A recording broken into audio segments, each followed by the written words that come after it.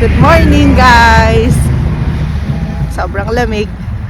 Saturday ngayon, kasama ko si Pooch. Bumili kami ng kape. Ito lang, nag-walking lang kami. Sobrang lamig ngayon. Yung suot ko actually pang snow ito. Pero malamig pa rin. Si Pooch naman, dalawa yung jacket na suot niya. Nilalamig pa rin siya. Yan. Bili kami ng kape sa McDonald's. Kasi yung pinambili namin, yung free points. Di ba ganun sa McDonald's? Meron kang app sa mobile. Tapos, pag bumibili ka ng food sa McDonald's, nagigain ka ng points. So, yung points na yon pwede mo siyang i-redeem into food. Or, yan, beverages. Kaya nito kape. So, black coffee lang kami pag umaga. Yan. Malapit lang ito sa bahay. Nagiya akong mag-walking kasi alang exercise. Kasi natagalan bago kami nag-walking ulit. Yan.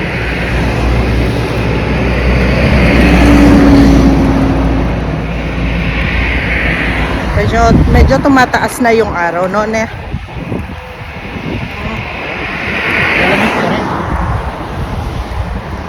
Pakita ko sa inyo, guys.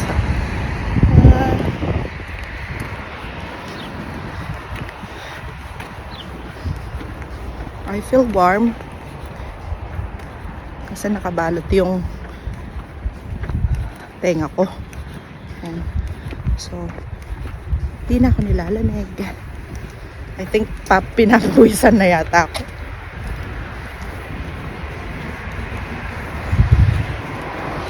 Sa ulo. Pinapawisan ng ulo ko pero malamig ang katawan ko. Yan.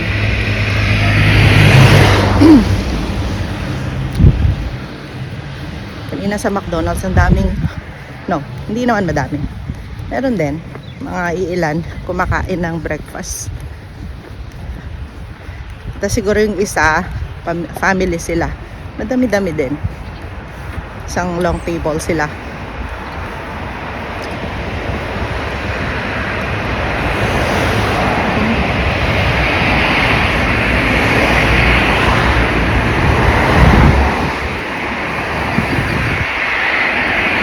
Sometimes guys, masarap din yung mag-walking kasi somehow, di ba? Nare-relieve din yung stress nyo. Diba? Meron dito buffet na Indian restaurant, $30. Pero hindi kasi ako kumakain ng Indian food. Ito naman, bakery. Tapos merong barbershop.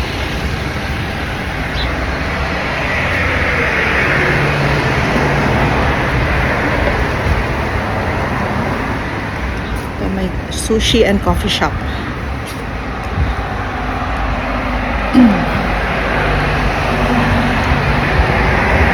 Ang kagandahan dun sa bahay namin guys kasi walking distance lang siya sa malaking hospital.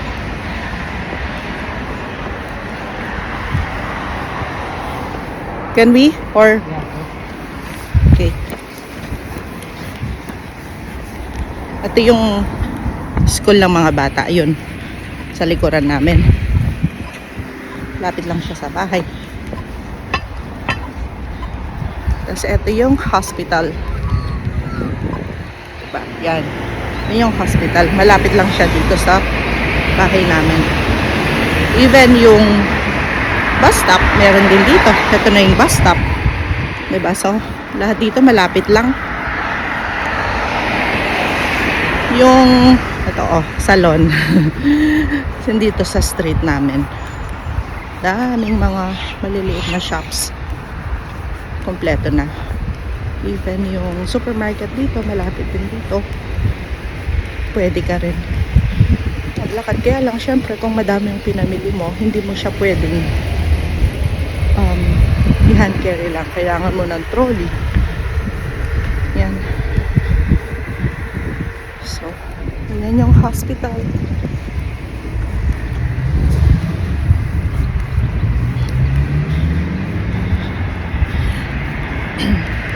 Tapos may mga daycare dito. Kasi tatawid ka lang sa bahay namin, andun na yung daycare. Malapit na kami dito sa bahay. May papakita ko sa inyo guys about sa mga trash bins. Kasi dito binabayaran ang pag-pick up ng mga basura. Magkano siya, Dad? $7? $7.50 per sticker. Binabayaran yon. So, kung walang sticker, yung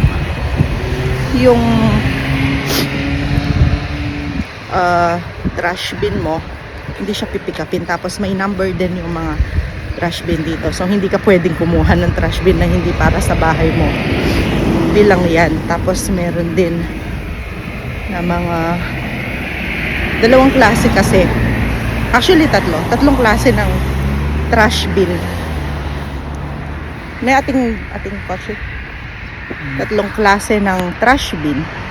Yung isa para sa food wastage. Tapos yung isa naman para sa recyclable. Both of those are free, di ba, Dad? Yeah. Hindi binabayaran yung mga stickers nun. Pero yung mga general waste, yung mga yon binabayaran. So kung maliit yung trash bin mo, kulay orange yung sticker. Kapag malaki naman yung trash bin mo, kulay green naman siya. So every Friday or sometimes Saturday, kukolektahin yon yung mga stickers bago pick upin ng truck. Ngayon, kapag overflow yung trash bin mo, hindi siya kukunin. So kung kunyari medyo nakausli ng konti yung cover ng basurahan mo, hindi siya kukolektahin. Yun, ganun sila kahigpit. So kailangan nakasarado talaga siya. So kapag naman hindi siya, kapag kunyari yung nagche-check, dadaan siya bago dumating yung truck na magko-collect. Yung gagawin nun, yung mga trash bin, tatanggalin niya ng mga stickers.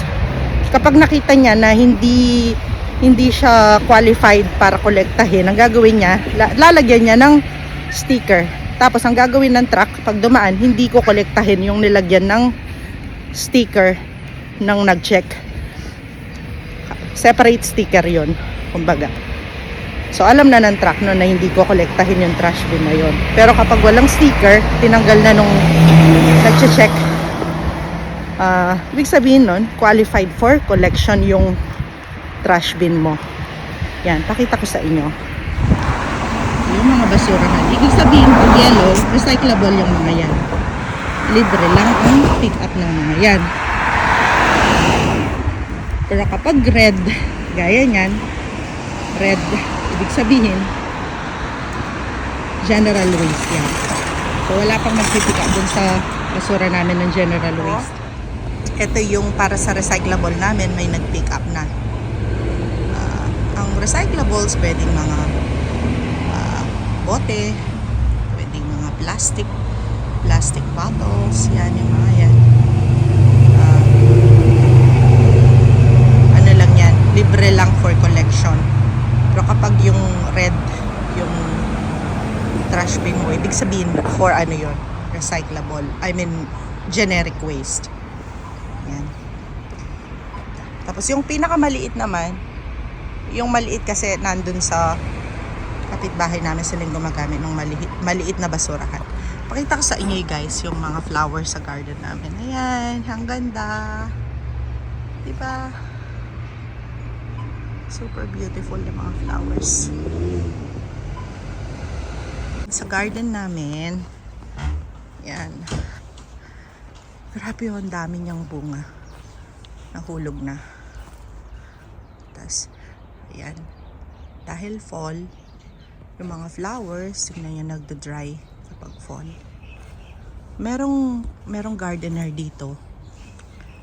Kasama na yun sa binabayaran namin. Regularly siya yung nagka-cut ng grass. Nag-maintain ng mga halaman. Although yung mga halaman kasi hindi naman kailangan i-maintain. Kasi self-sufficient sila. Kasi nga, may sunlight, maganda yung lupa dito, may sariling fertilizer na yung lupa dito. Kaya maganda yung mga halaman dito magaganda. Tingnan nyo, ang dami mga lemon. Ang sabi ng kapitbahay namin, kapag daw July, matamis daw ang bunga nito. So I'm not really sure kung suha ba to. Ano bang Tagalog sa suha? Suha rin ba?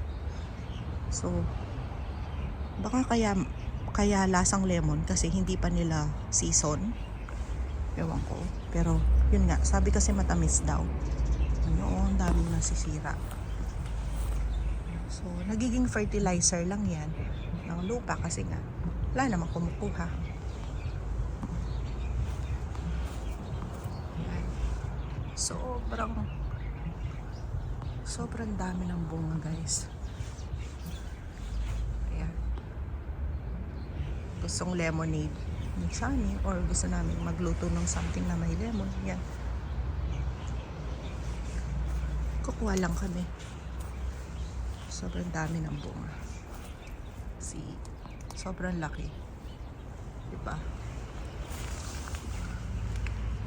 Sa laki niya parang suha na siya sa laki.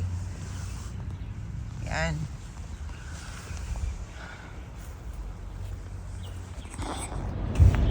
Ang ginawa namin ni Shami nung minsan, ayan, kinuha namin yung seeds. Mahilig kasi ako sa avocado, as in weekly. Kumakain kami ng avocado. Tapos, yung mga buto. Tapos yung ampalaya rin, kumain din kami 2 weeks ago. Ayan. Second week na ngayon ng mga halaman namin. As in, pinaghalo-halo ko lang yung seeds sa soil na to. Kumuha kami ng soil dun sa garden. Ayan. Tapos nilagay namin dito sa garden para hindi sila masira. Kasi yun sa kapitbahay namin, napagkamalan ng gardener na ng mga grass. So, pinutol daw. Yun. So, nasayang lang yung mga tanim ng kapitbahay namin kasi hindi alam ng hardinero na mga ano yun, mga fruits and vegetables yun. So, kinat niya. So, ang ginawa ko ngayon, kasi merong ganito dun sa balcony namin. Yan, hindi sa amin yan. Dati na yan. So, kumuha ko ng trash bin bag. Nilagay ko yung soil doon. Tapos, tinry ko lang. Kasi wala naman akong green thumb. So, i-check ko lang kung tutubo. Ayan nga, tumubo. Ika-second week na. Nakakatuwa naman. Sana nga magtuloy-tuloy ang mga to. Ang cute. Hindi ko alam ngayon. Hindi ko madidistinguish. Alin ba dyan ang avocado? Alin dyan ang ampalaya? Alin dyan ang tomatoes? Actually hindi kami naglalagay dito sa may balcony, dito sa may living room kasi wala lang, nakaharap kasi dun sa neighbors namin. So feeling ko pag uupo ka dun wala lang, kitang-kita kanila. Tapos may balcony kaming maliit dito sa may entrance ng bahay. Ayan.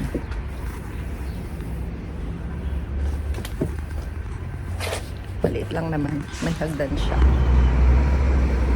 So, paminsan ginagawa ko,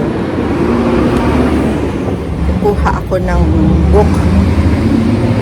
Gawin ko nun, magbabasa ako ng book. O kaya dito lang sa my garden. Stay ako minsan dito. Tapos, minsan, nakakakwentuhan namin yung mga kapitbahay namin. No? Di kaya kami lang ni Butch mag-stay dito. Kwentuhan lang kami. Kasi ang sarap dito ng hangin. Sarap ng weather dito. Tapos nakaka-relax yung surroundings. Tapos, yun sa balcony naman na isa, yun sa may bedroom namin. Usually, nag-stay kami doon ng mga kids kapag gusto lang namin mag-music habang umuulan or kapag gusto namin maglaro habang nakikita yung mga cars na dumadaan or habang gusto namin mag-chill lang sa may tabi ng balcony. Doon lang kami. Yan.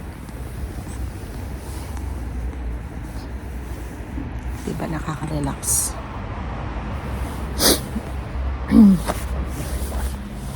Paubos na itong kape ko.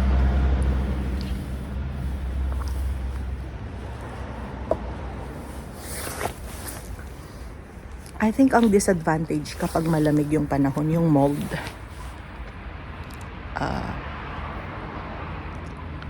Ano yata, prone sa mold. Kaya ako lagi akong nag-check kasi delikado daw yung mold.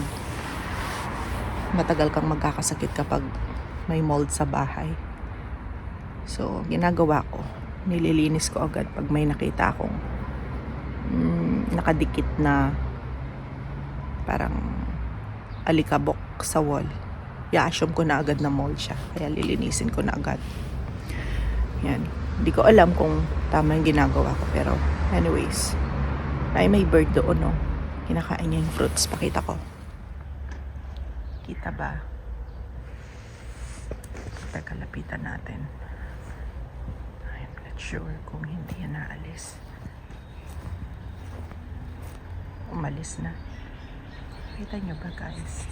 Hey guys, nandito ako ngayon sa balcony ng room. And lang. Chill lang.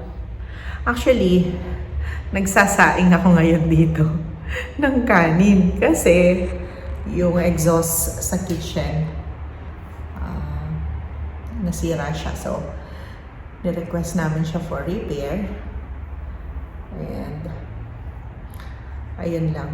Ayokong magluto doon ng madami kasi baka mamaya tumunog yung fire alarm. And besides, mangangamoy kasi kung walang exhaust.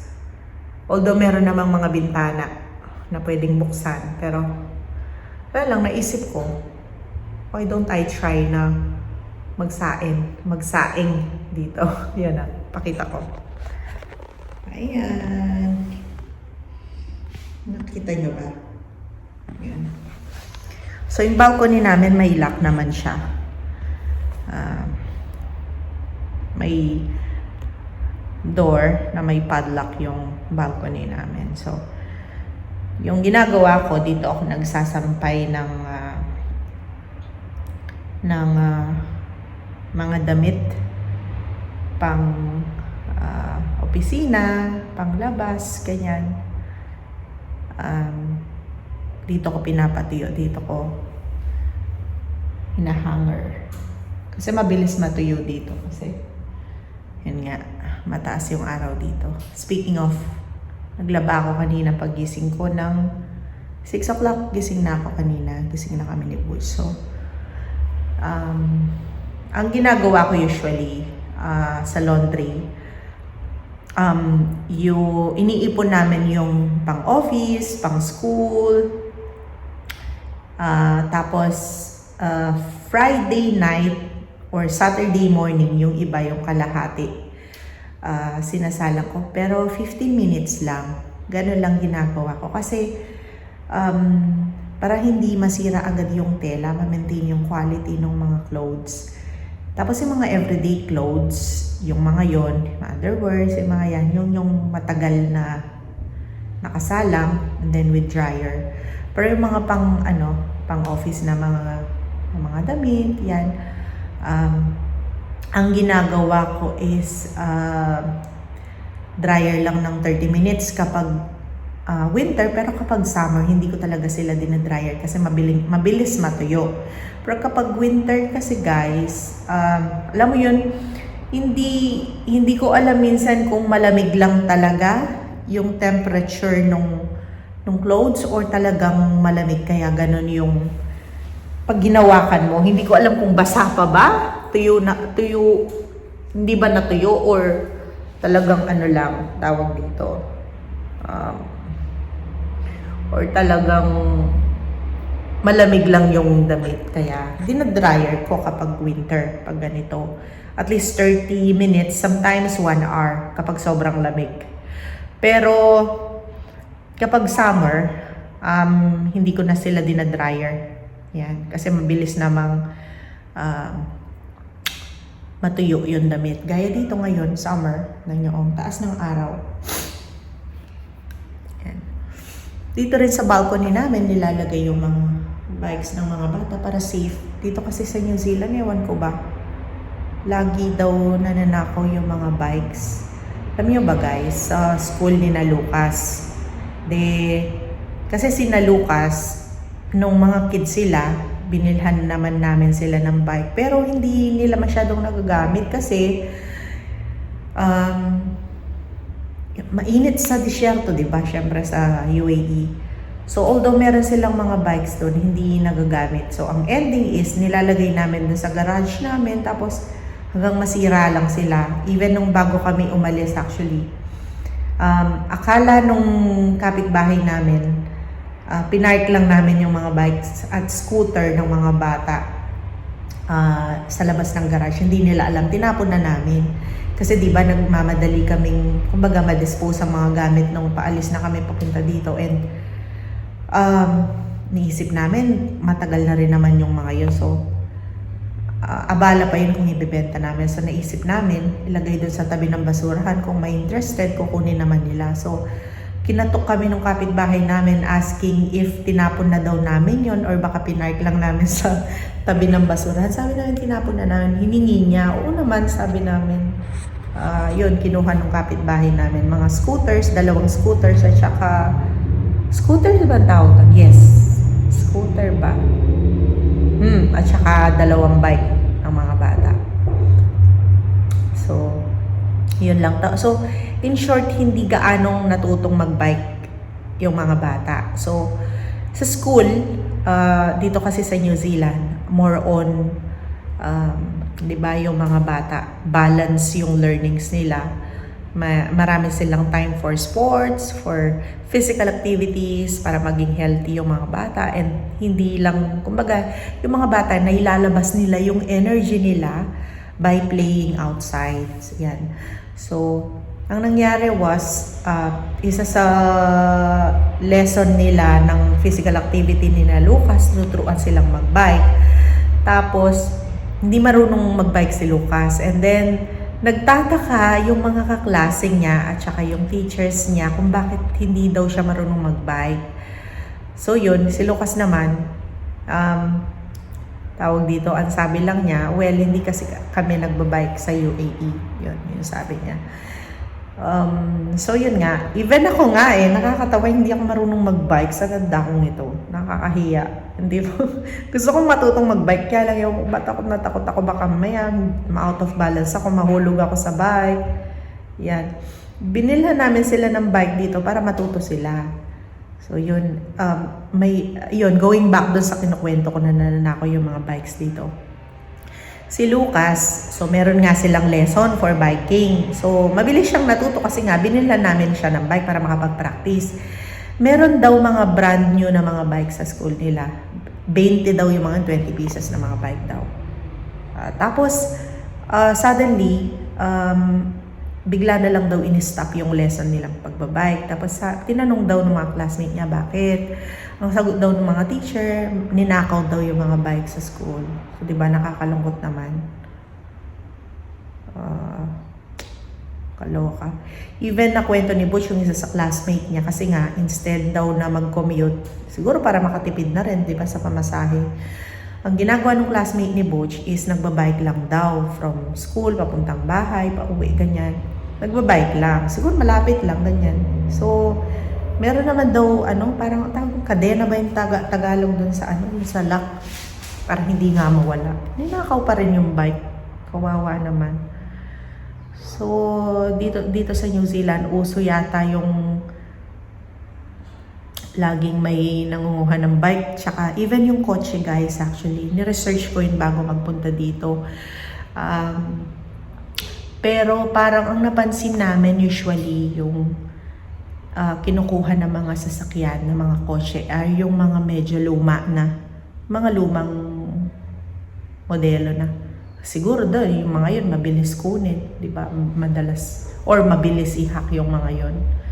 Madaling kunin, madaling nakawin. So nung bago kami dito, na kwento ko nga na, uy, dito pala sabi ko dun sa kaibigan ko na na nagsundo sa amin sa airport.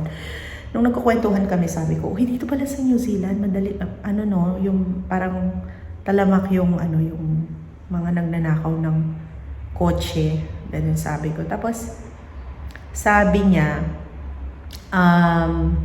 Ikaw naman, sabi niya, saan mo nakukuha yung mga ganyan? Hindi, sabi ko na parang ano lang, nabasa ko lang. Tapos at saka yung mga napapanood kong vlogs, ganyan. Tapos yung mga sa Facebook groups ba, yung mga nagpo-post na nawawala daw yung kotse nila, biglang nasa work, tapos biglang pagbalik, wala na yung kotse nila, ganyan.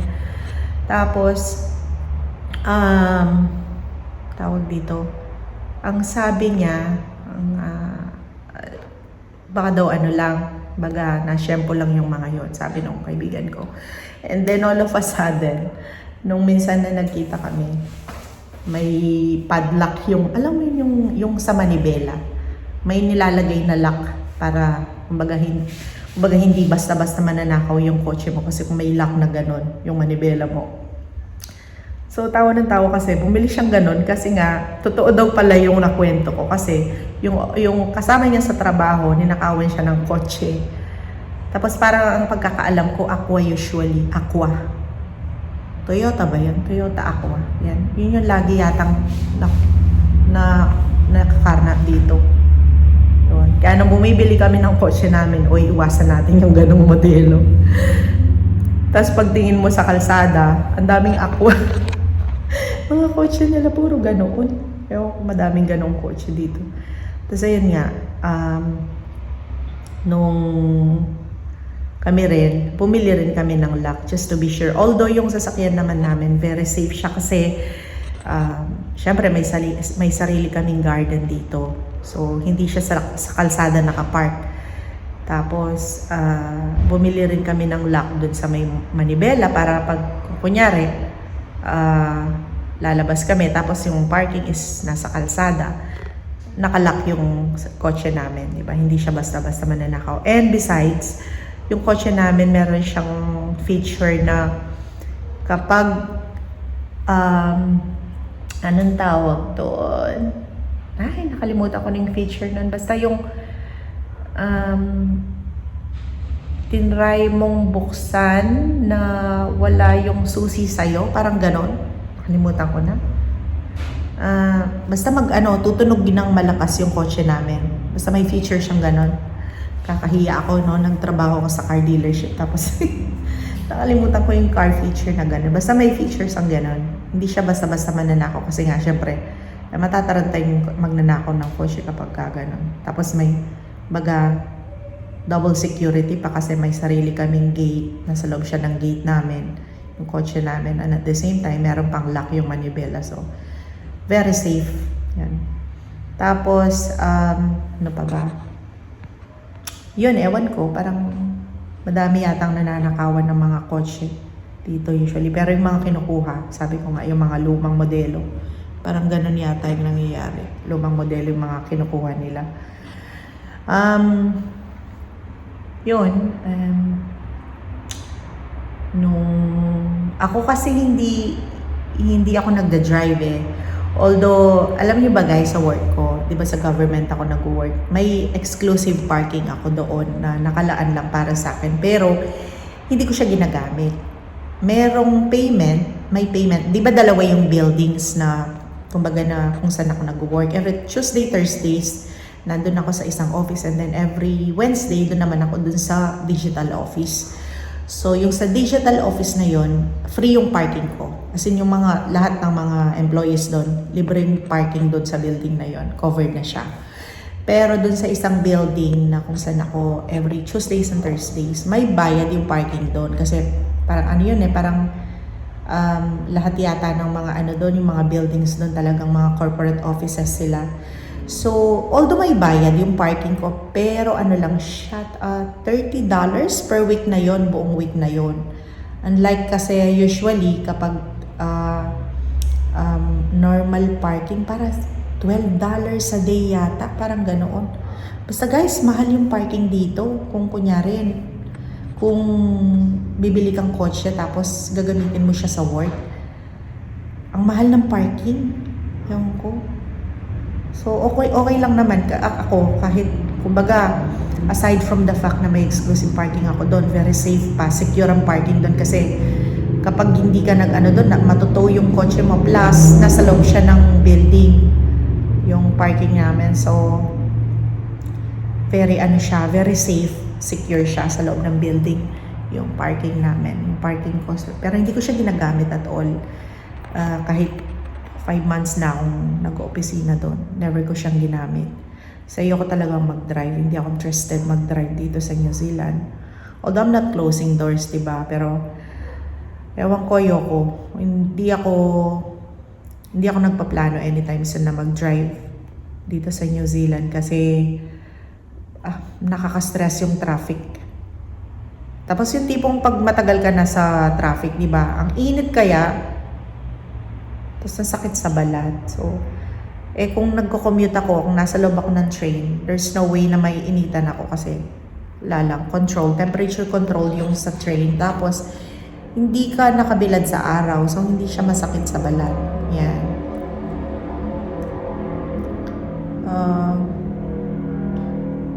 Ano pa ba? Yan, guys.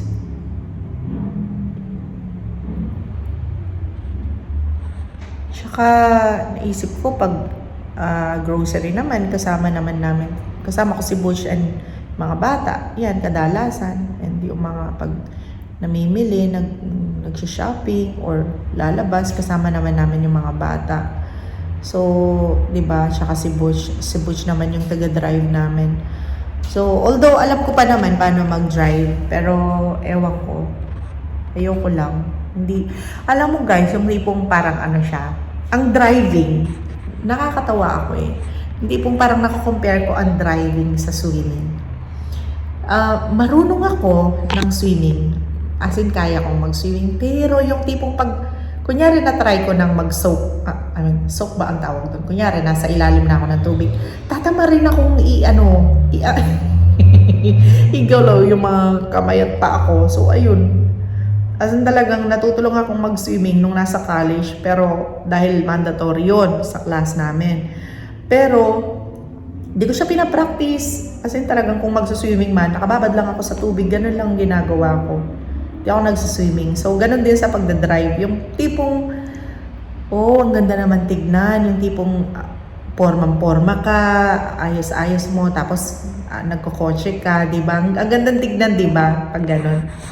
Yung tipong, pormang-porma ka, tapos nakakotse ka, ganda ng suot mo, ganda ng bag mo, ng shoes mo, high heels, tapos, di ba, nakakotse ka.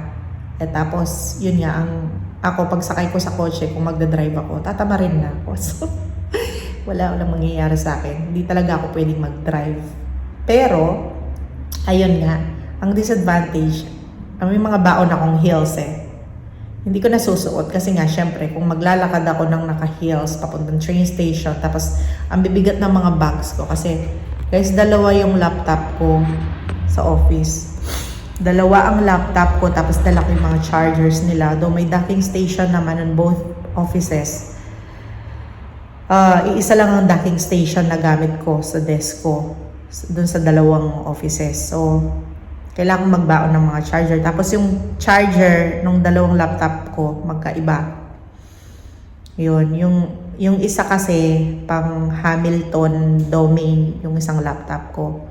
Yung isa naman, pang Auckland domain ng gobyerno. So, dalawa talaga yung laptop na gamit ko. Sobrang bigat ng mga dalawang bags. Imagine yung palang pang personal kong bag. Kabigat na nun guys. Ang bigat ng bag ko. Ewan ko ba? Sabi nga ni Bush, ano ba yung mga nasa bag mo? Parang bakal. Ang bibigat ng gamit mo. Ewan ko ba? Minsan nga mag-bag raid ako. Pakita ko kung anong laman ng bag ko. Maluloka kayo. Ano lang mga abubot ng daladala ko. Siguro ganun pag nanay na. Masanay kang mabigat ang bag. Yan ang nasa labas. Ngayon guys, so ang ganda ng flowers sa likod sa labas ng garden namin. Diyan ako pumipitas sa puno na yan ng mga flowers para sa bahay. Actually, noon kasi ayokong nagpa-flowers, nagdalagay ng flowers sa bahay nung nasa Abu Dhabi. Sa totoo lang, doon weekly may fresh flowers kami sa office, may supply kami. So, naka-aircon doon by the time na tapos na yung working days. Pwede kong iuwi. Kung tutuusin, 3 nga yun 3 arrangement ng flowers. Pero, hindi ko siya inuuwi. Kasi, Niisip ko kung iuwi ko siya, dagdag lang sa basura yun kasi nalalanta pag nasa bahay kasi hindi naman malakas yung aircon dun sa bahay namin sa Abu Dhabi. So, yun nga. Tapos later on, ginawa ko, bumibili ako sa IKEA ng mga, yung nakapaso na mga plants na may flowers. So, yung mga yung medyo tumatagal yung buhay nila, unlike sa flower arrangements. So, mula na nasanay ako may flowers table.